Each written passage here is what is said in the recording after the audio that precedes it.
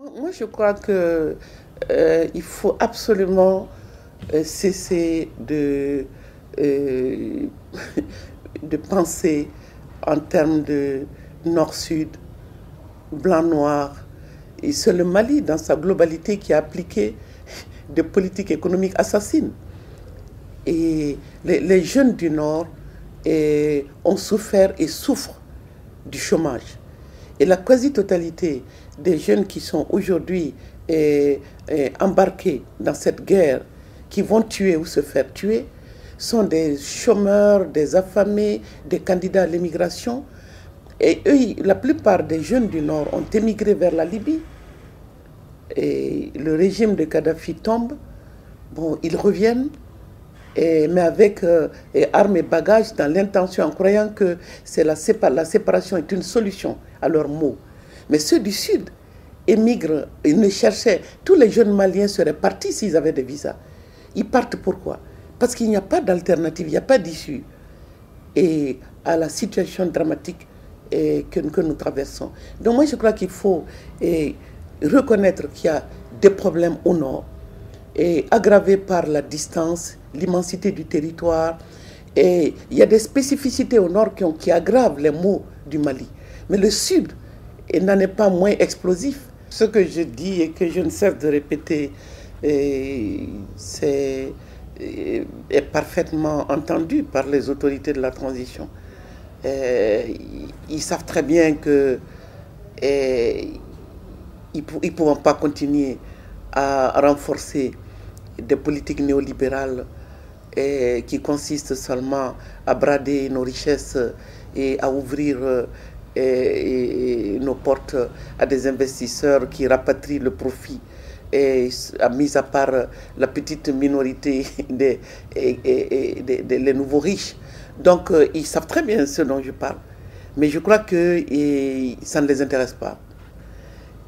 Ou alors ils voient l'énorme difficulté pour eux d'aller dans ce sens.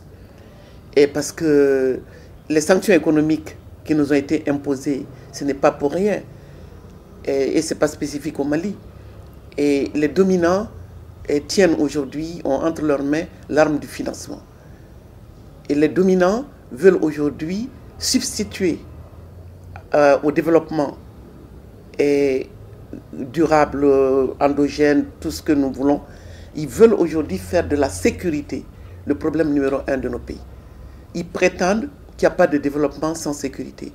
Moi, je dis que c'est le type de développement qu'ils nous ont imposé qui a créé toutes sortes d'insécurités. Mais nos insécurités, c'est-à-dire qui sont l'insécurité alimentaire. Mais quel est le chef de famille aujourd'hui qui se lève le matin en sachant qu'aujourd'hui, demain, et dans les 6 mois à venir, qu'il a la garantie de pouvoir nourrir sa famille? L'insécurité alimentaire, sanitaire, le système éducatif. Mais c'est nous qui sommes en danger. Mais l'Occident considère que c'est eux qui sont en danger et qu'il faut transformer le Mali en base arrière dans la défense de leurs intérêts et pour leur sécurité. Moi, je dis que si le 15 mai, ils vont se rendre à Bruxelles pour débattre de la sortie de crise en termes d'achat d'armement, ils se trompent totalement de défi. Ce ne sont pas seulement nos militaires, nos soldats qui ont besoin d'être formés. C'est l'homme malien qui a besoin d'être formé. Et ils font partie, ces soldats dont la formation et l'équipement semblent être la priorité, ce sont des enfants du Mali. Si la formation qu'il faut leur donner, ce n'était pas les 500 instructeurs qui viennent leur apprendre le maniement des armes, c'est plutôt une autre formation qui leur permet d'abord, à eux comme à nous tous, de savoir au fond dans quel monde sommes-nous.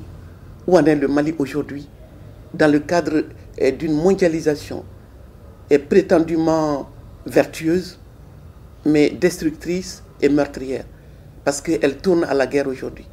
Le Mali a été projeté à notre insu dans la militarisation de la mondialisation. On veut transformer notre pays en base arrière dans la défense des intérêts dominants. Mais c'est à nous de savoir négocier. Mais si les autorités de la transition ne veulent pas aborder la question sous cet angle-là, je crois que nous sommes partis pour être occupés pendant longtemps. Et ce serait dommage.